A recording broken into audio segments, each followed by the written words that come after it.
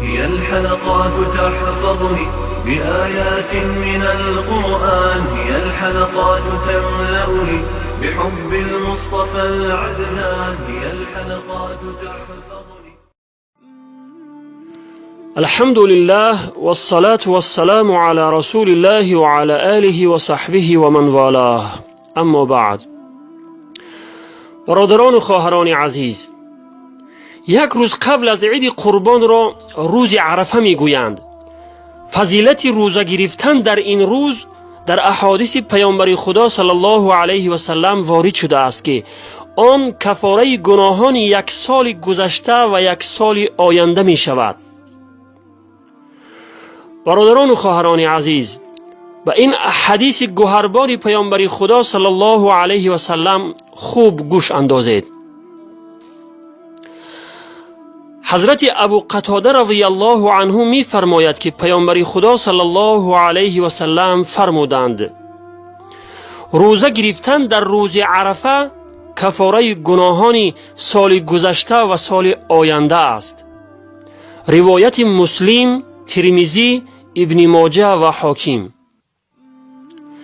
یعنی به سبب روزه گرفتن همین یک روز، یعنی روز عرفه، خداوند گناهان 2 ساله بنده اش را می بخشد، یک سال گذشته و یک سال آینده را. همه ما و شما می خواهیم که گناهان ما در پیشگاه خداوند بخشیده شود. خداوند بی نهایت با رحم است که با هر بهانه‌ای می خواهد گناهان بندگانش را ببخشد. هیچ کسی گفته نمی تواند که من بیگناهم و من نیازی به آن ندارم. خواه مخواه از بنده گناه صادر می شود، ولی ببینید که با چه بهانه های خداوند می خواهد گناهان بندگانش را ببخشد. سبحان الله. برادران و خواهران عزیز، فراموش نکنید که در پیش یک فرصت خیلی ارزشمند داریم. روز عرفه، یک روز پیش از عید قربان. این فرصت طلایی را از دست ندهید.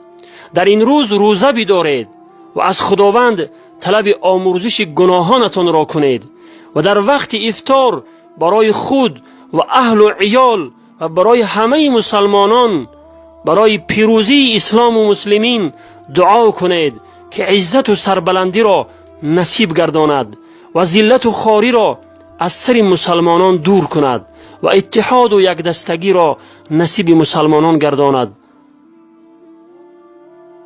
و آخر دعوانا ان الحمد لله رب العالمین و السلام علی من اتبع الهدى.